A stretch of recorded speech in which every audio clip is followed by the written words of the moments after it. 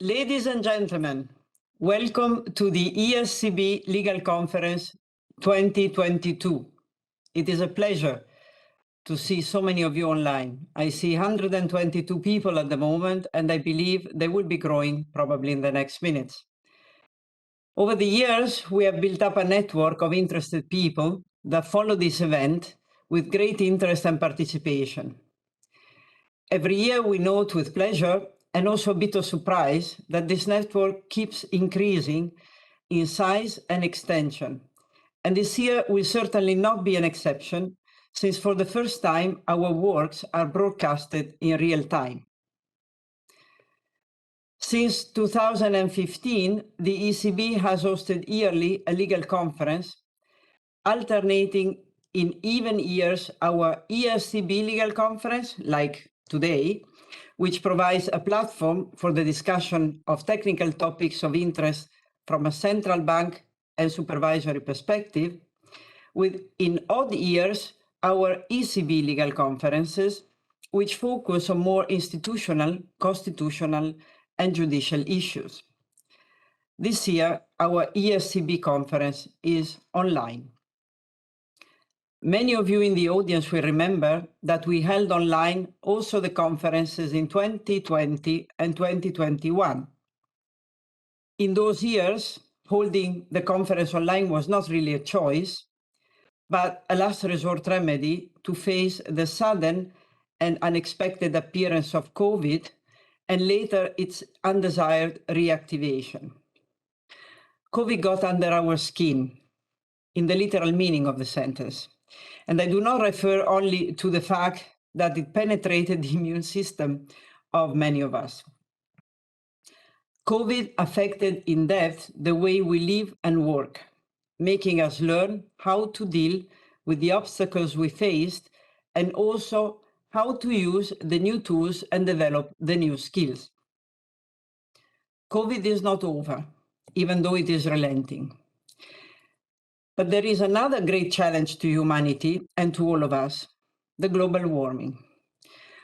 All states, organizations, institutions, companies, and individuals are asked to consider how to contribute to slowing down and hopefully stopping this dangerous path. As you know, reflections on climate change and environmental sustainability were of central importance in the ECB strategic review. And as a consequence of that, the ECB has adopted a comprehensive action plan and an ambitious roadmap to further incorporate climate change consideration into its policy framework.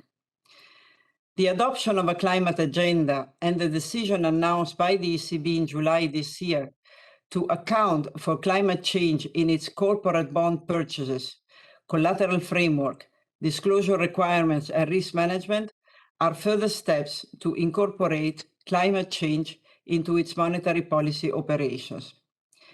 But the ECB action in this field is not limited to its policy mandate. It also affects the ECB as an organization. For this reason, the ECB has set up a fully dedicated climate change center and established for itself ambitious environmental protection objectives with regard to its corporate activities.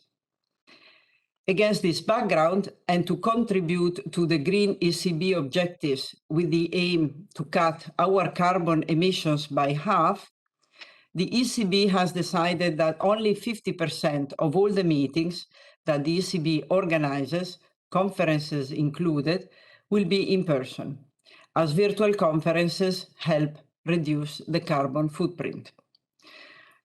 This is the reason why, from now on, our ESCB legal conferences every other year will be an online event by design.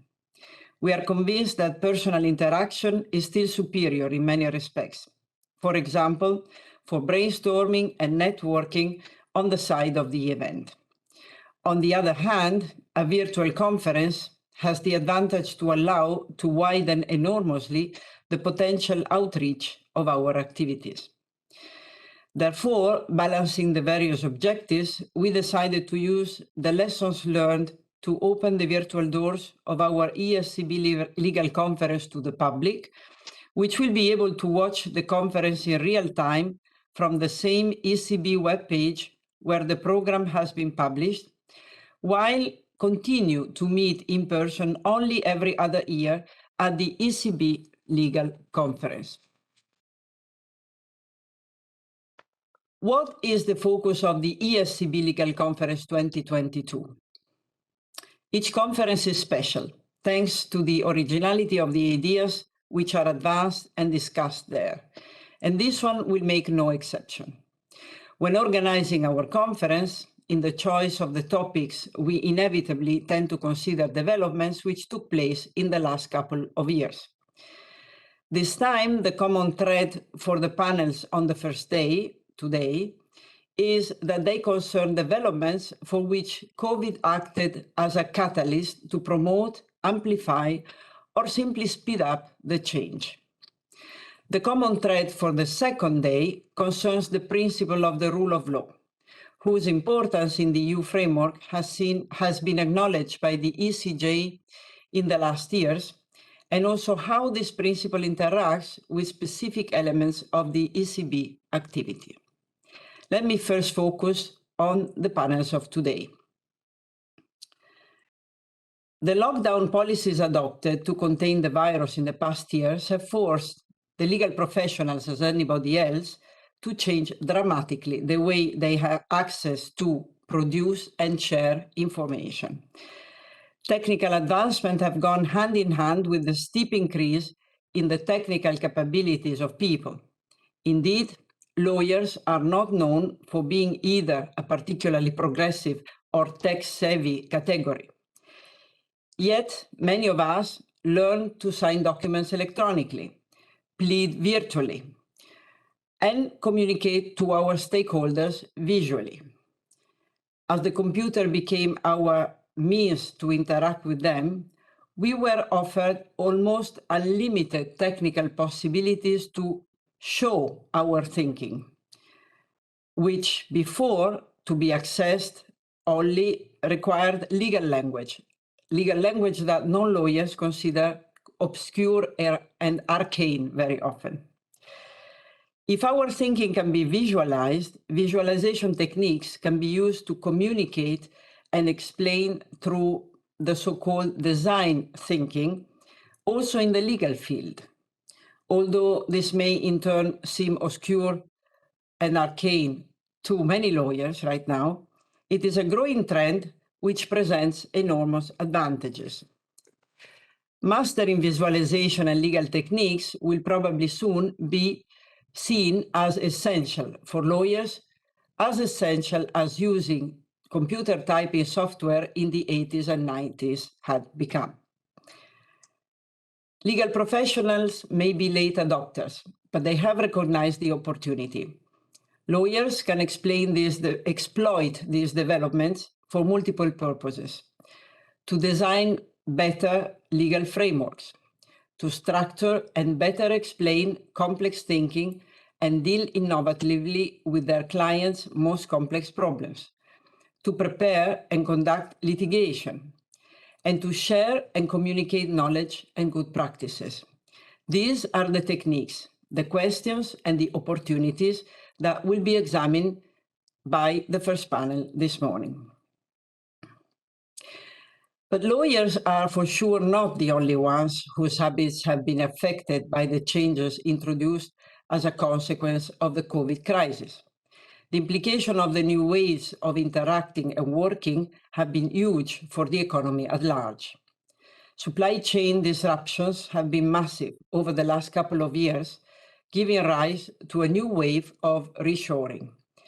Also due to other issues like geopolitical tensions, it is far from clear that this is going to be only a temporary phenomenon.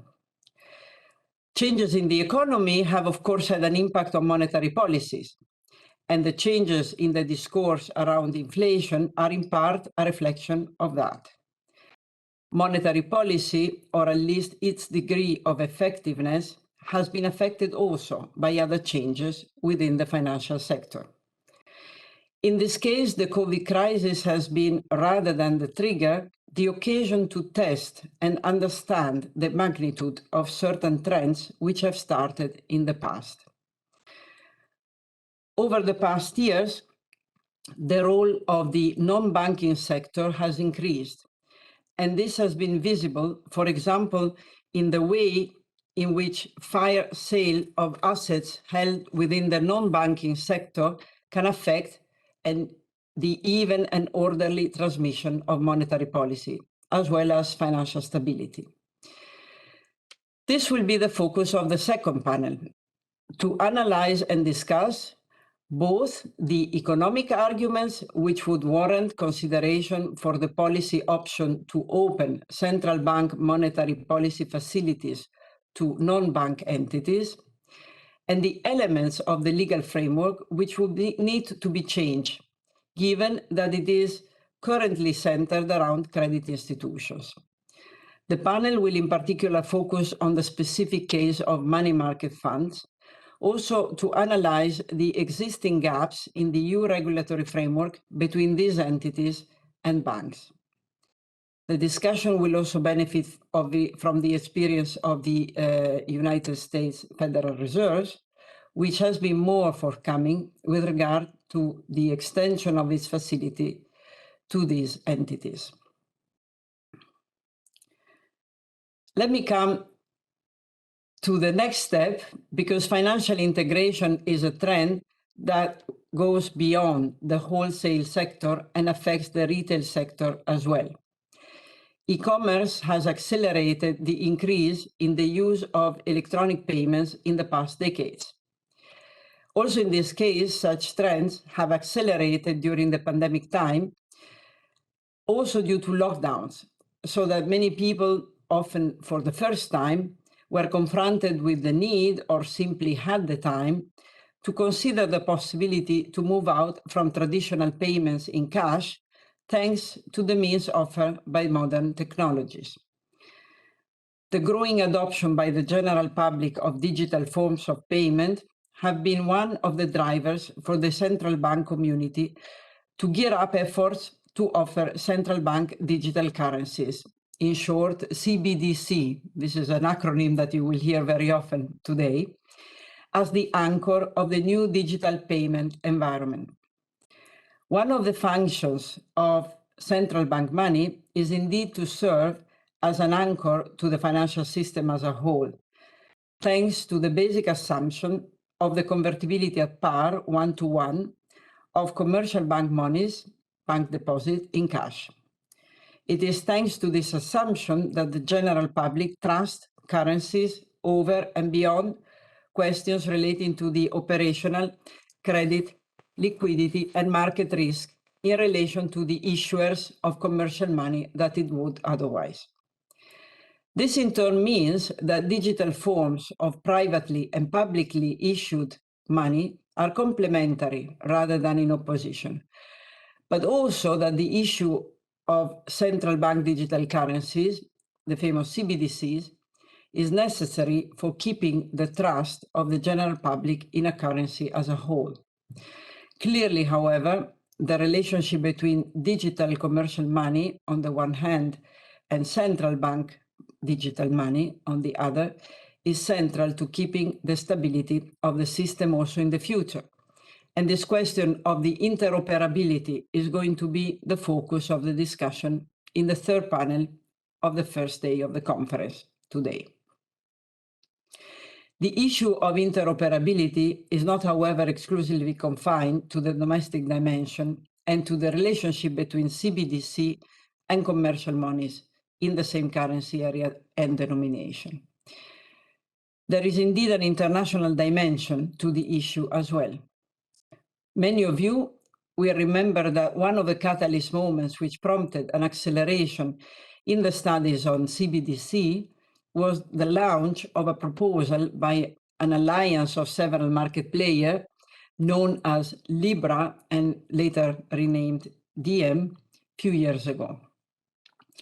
Central banks were indeed prompted to analyze in detail the technical and legal requirements of CBDCs due to the risk suddenly implied in a concrete and actual manner by global stablecoins having the potential to disrupt the existing payment systems and the role of official currencies. In particular, one of the main concerns of central banks to avoid that the wide use of stablecoins denominated in a third country currency or third country CBDC to core could limit the transmission of monetary policy and therefore could limit and put an obstacle to the monetary sovereignty. Remarkably, the main problem which Libra was supposed to be addressing was that of payment across borders, which mostly also means payments across currencies. Against that background, interoperability between different CBDCs will be a key question to be solved if the objective is to allow for cross-border payments in the new environment. Yet, the question of how CBDCs interact has inevitably repercussions on the way CBDCs are designed also for internal use, as a minimum in relation to questions such as the possibility for non-residents to hold CBDCs in their own domestic jurisdiction, and on ways for resident and non-resident alike to make use of CBDCs for payments in foreign jurisdictions. From a policy perspective, the latter point is also relevant for the international role of certain major currencies, including the euro. While from a purely legal perspective, this problem in its entirety raises numerous and interconnected questions in international and civil law that require a holistic analysis. Let me now move to the panels of the second day, tomorrow. They do not relate to topics which have a connection with the COVID crisis. The common thread in this case is a principle which is very dear to the ECB and of course to many of us, the rule of law, which, as you may remember, featured prominently in the program of our ECB conference of last year. Defending the rule of law is a very difficult task. Last year, two historical judgments of the Court of Justice on cases promoted by Hungary and Poland reverted around the possibility and legitimacy of the attempt on the side of the EU legislator to define the principle of the rule of law. In broad terms, the court held that the principles of legality, legal certainty, prohibition of arbitrariness of the executive powers, effective judicial protection, separation of powers, non-discrimination, and equality before the law are all principles which have been acknowledged and confirmed as being part of the EU legal framework by the court itself in its jurisprudence. And it is therefore legitimate to recur to those principles to give content to the concept of rule of law for the purposes of a specific regulation. Importantly, moreover, the court rebutted the argument that the scope of application of the rule of law principle in the EU framework should be limited to the independence of the judiciary. More than 2,000 years ago, the Greek philosopher Aristotle, in his work Politics, referred to the rule of law as the principle that no one is exempt from the law, no matter their position or their power, and that all people and organizations within a jurisdiction are set accountable to the same set of laws.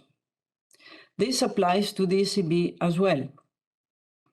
The document published by the ECB in 2019 in reaction to the Commission's communication on further strengthening the rule of law within the Union from a central bank perspective was focused on the ways the principle of the rule of law and the instruments embedded in the treaty should shield central banks from undue interferences in their independence within the EU legal framework. The reflections of our panels tomorrow will show the attention of the ECB and its lawyers to the duty for our institution to comply with the law with capital letter beyond the narrower scope of the regulatory framework applicable to us as a central bank or a banking supervisor, and even in those cases where rules as generally applicable would not normally apply to us by virtue of our special status. The first panel of tomorrow will indeed offer a comparison of the ECB's internal review procedure for contract award decisions with the legal framework for the review of such decisions in other EU, international, and national organizations. In this regard, the ECB enjoys a particular status as a supranational organization of the European Union, exempted from national laws which regulate the internal organization and administration of public authorities, and in particular from national budgetary or national procurement laws. The ECB is, however, subject to EU law, including to EU procurement law. On the basis and in implementation of this law, the ECB has established its own framework and regulation for various types of ECB tender procedures, as well as some exemptions for special types of contracts and for some special cases. An important element of the concept of rule of law is formal justice, at the core of which is the principle of equality of treatment and due process. Against this background, procedural justice ensures the correct application of legal rule and can complement the role of the judicial adjudication in preserving the rights of those which are subject to those legal rules. In this context, review bodies of administrative decisions, which have been on the rise in EU law in recent years, by the way, those review bodies offer an enhancement of such procedural justice, and so that a second opportunity is given to the administration to reconsider whether it applied the relevant rules in an appropriate manner in a specific case. The appeal procedure before the procurement review body is a typical example of such a remedy, which is offered to unsuccessful candidates and tenderers to advance their rights, preliminarily to the possibility to recourse to judicial remedies. The PRB is set up as an internal body which is independent from the office carrying out the award procedure and is supported by the ECB's Directorate General Legal Services. This internal review body has two main functions. On the one hand, it potentially deflates the number of the cases which reach the state of judicial adjudication, achieving judicial economy. On the other hand, it offers an additional chance to the ECB decision-making bodies to rectify the appropriateness of their administrative decision, thereby granting the fullest implementation to the principle of good administration. I mentioned a few moments ago the importance of the formal aspects of the rule of law, but of course not less important are the material, substantive aspects of the rule of law, which pertain to the effective protection of individual rights, and in particular, human rights, fundamental rights. In this context, as a consequence of fast technological developments and the growing use of personal data, the importance of protecting privacy and personal data is growing ever more. So much so that, building upon pre-existing jurisprudence of the European Court of Justice, the right to the protection of personal data is part of the EU Charter of Fundamental Rights that all the EU institutions are bound to abide by. Against this background, the SSM represents a very good context to take stock of these trends and developments in practice, both because it is itself a relatively recent institutional setup still under development, and also thanks to the sheer increase in number of administrative decisions that the ECB takes in its capacity as a banking supervisor. The second panel of tomorrow will thus discuss whether and to which extent certain information obligations stemming from the EU Data Protection Regulation and from the General Data Protection Regulation are to be applied by supervisors, for example, in the context of fit and proper assessment. As it is well known, fit and proper assessment is one of the most important tasks in prudential supervision. a further extension of the questions relating to the application of privacy and data protection rules on banking supervision concerns the interaction between the banking secrecy and the professional secrecy of banking supervisors for the purposes of our transparency requirements, especially in response to citizens' access requests.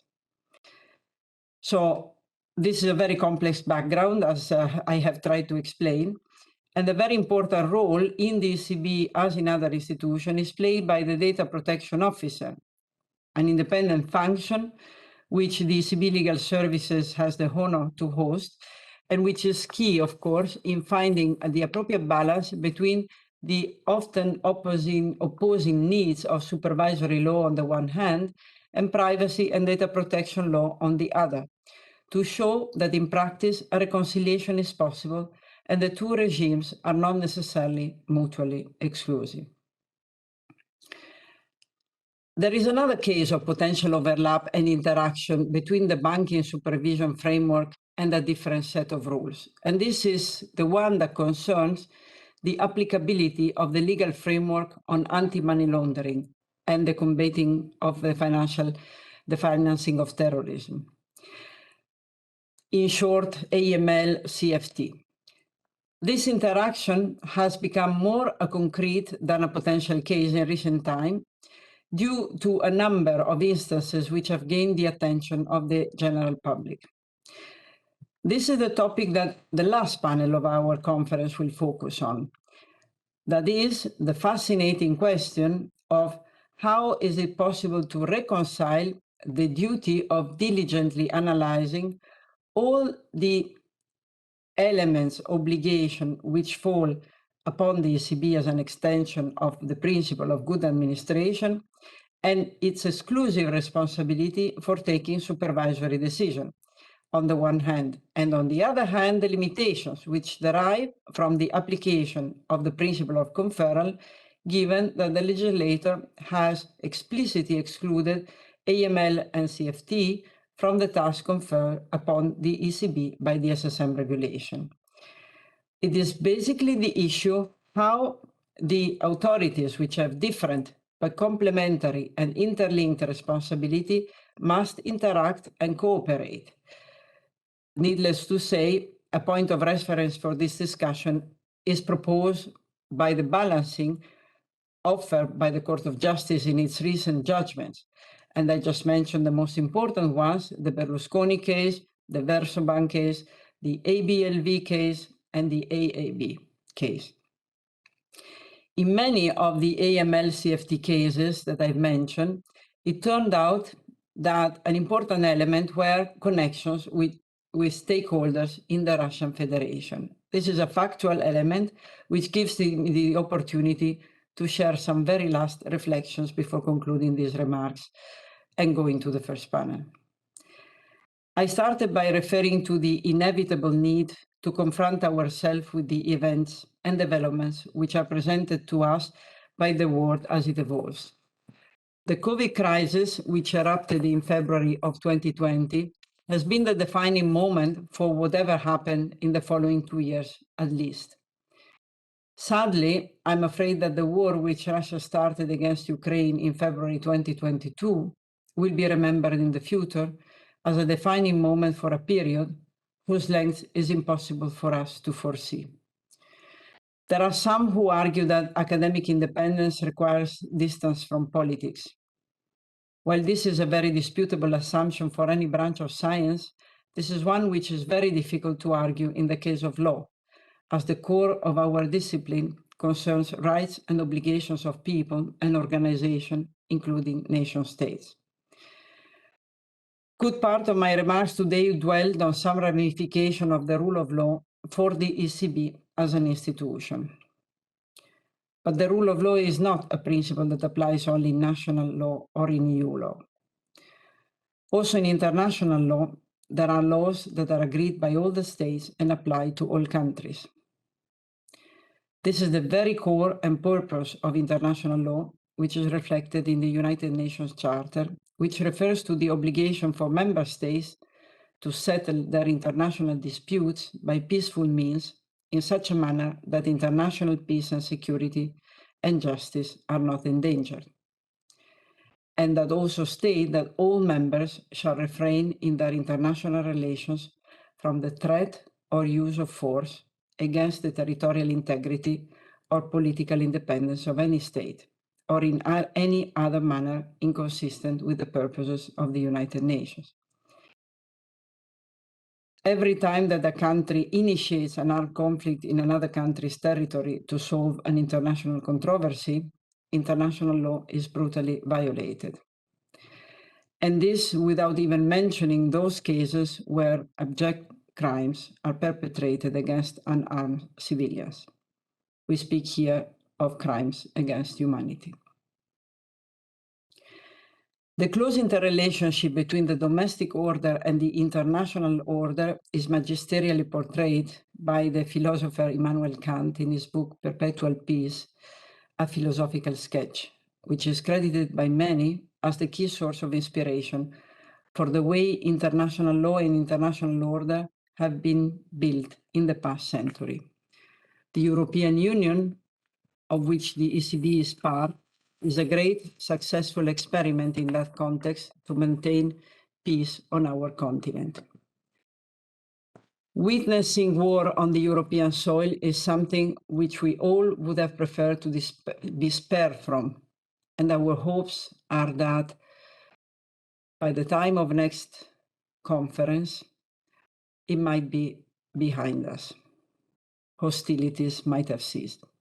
And who knows, maybe it will be possible to go back to Lviv, the beautiful city I visited 2 years ago, and where Hersch Lauterpacht and Raphael Lemkin, the two lawyers who identified in international law the crime of genocide and the crimes against humanity, were born and studied.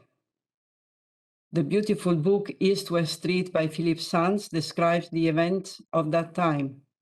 Let's hope they will not repeat themselves today. Now, before leaving the floor to the first panel, there are a couple of housekeeping communication which I need to convey to all of you. I see that at the moment there are 153 people online. So we are looking forward to holding a question and answer session at the end of each of the panel's discussion. Now, when this happens and you want to ask your question, please, to introduce your question, raise your hand by pushing the button with the little hand at the bottom right of the screen. Or alternative, you can write your question in the chat and you will be then asked to pose it to the speakers.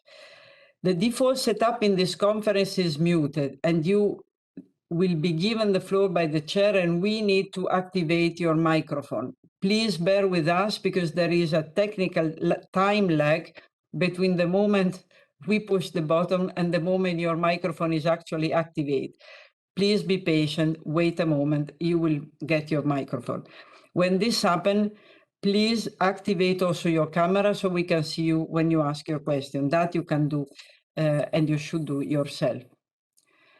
I really hope that the attendants are here willing to participate actively. You know that the quality of the debate is the biggest enrichment that we can get out of the conference. Of course, not to take away anything from the panelists who have done a fantastic preparation, but the dynamism and the questioning is always extremely, extremely important. So please, I hope you share our enthusiasm. We are ready to participate actively, and let's hope in an interactive and dynamic event. Now, without further ado, I leave the floor to the first panel, and I hope you will enjoy them, as I'm sure I will. Thank you very much to all.